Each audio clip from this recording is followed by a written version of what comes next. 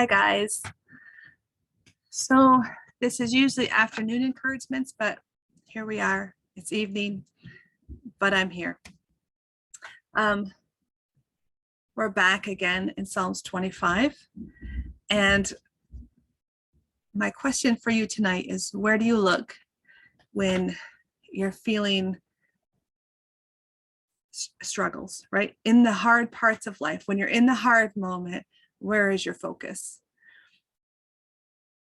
I think of Peter in the New Testament, and he's walking on the water and he's facing Jesus. And then he looks away and he begins to fall. Have you ever gone through a storm and you're like, I got this. Okay, Lord, it's you and me, and we're going to go through the storm and we've got it, right? And then all of a sudden, we just start to sink. I think about in the Old Testament, have you ever been in a situation where you're so overwhelmed by the giant in front of you that you just freeze? You don't know what to do, so you just don't do anything, right? The Israelites, they saw the giant and they didn't know what to do. He was too big for them, and so they did nothing. And then we have David, right? David, he saw the giant, but he knew his God was bigger. So when we're in storms, where do we focus? From those two stories, it's probably pretty obvious, right? But if we go to Psalms 25 again today, we're going to read Psalms 25, verse 15. It says, "My eyes are always on the Lord, for he rescues me from the traps of my enemies." There's so much tension in Psalms 25 because David is going back and forth. He's like, I trust in you, Lord. I give you my life. Please don't let me be defeated. Please don't let me be disgraced. Please don't let me be put to shame. But I trust you, Lord. Show me this, show me that. I want to walk in your ways. Forgive me, Lord. Save me, Lord. It's all back and forth, right? And isn't that just so, I mean, David's just so human. And that's how we are, right? Like, we go through these battles and we have that moment of just, God, I trust in you. I give you my life. I know that you got me in your hands. And then the next moment it's like, but don't let me be disgraced, Lord. Don't let me falter, Lord. Don't let my enemies go over.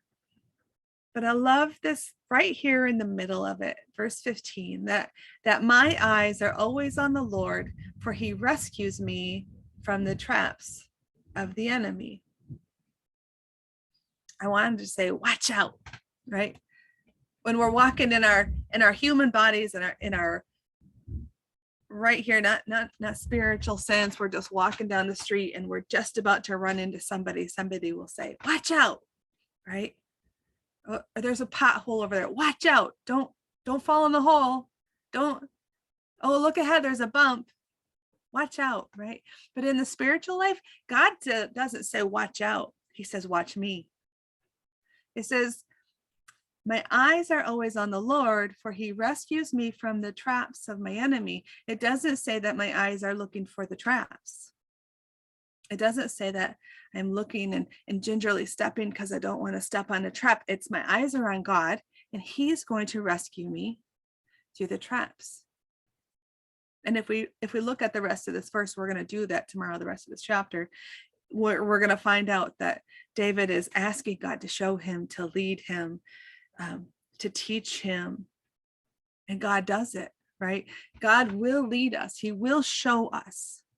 And oftentimes we try to start doing things ourselves, right? But God wants us to focus our eyes on him, and he will keep us from the traps. In Isaiah 26:3, it says, you will keep in perfect peace all who trust in you, all whose thoughts are fixed on you. What if you have a moment where somebody says something to you and you're really frustrated about what they said and you're feeling overwhelmed by a situation. And so emotionally, you're like, I don't know, maybe you guys don't deal with this, but us girls get so emotional over like if somebody says something bad, or maybe you're like me and you're a people pleaser. And if you've realized that somebody's not liking you or somebody's not following with you, you kind of get that knot in your stomach. But Jesus is saying, look at me, focus on me,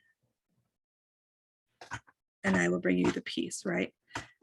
Peter was on the ocean, on the water, and it wasn't that Peter didn't sense the storm. He knew it was there, but as long as his eyes were on Christ, he was able to walk on the water. It's when he took his eyes off.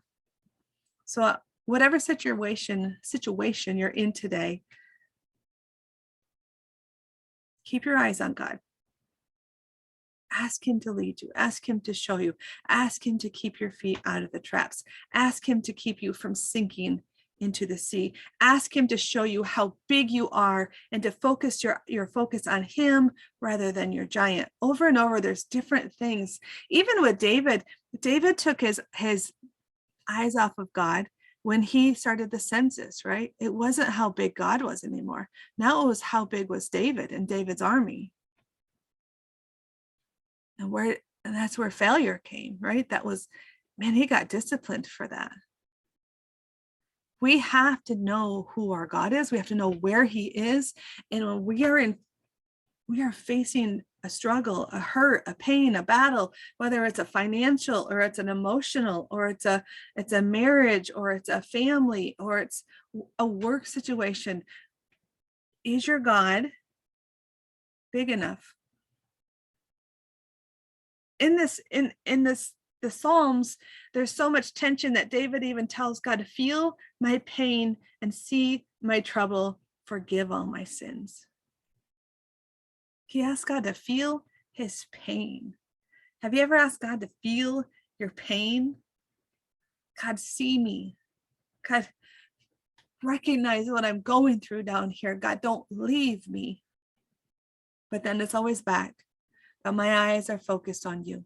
Because if my eyes are focused on God, he will walk me around the traps of the enemy. So I want to encourage you tonight, walk around the traps of the enemy, not by looking where you're going, not by watching out, but by watching your God. Know that he will guide you, he will lead you, and being in his hands is the safest place for you to be. Be blessed tonight, guys. Love you.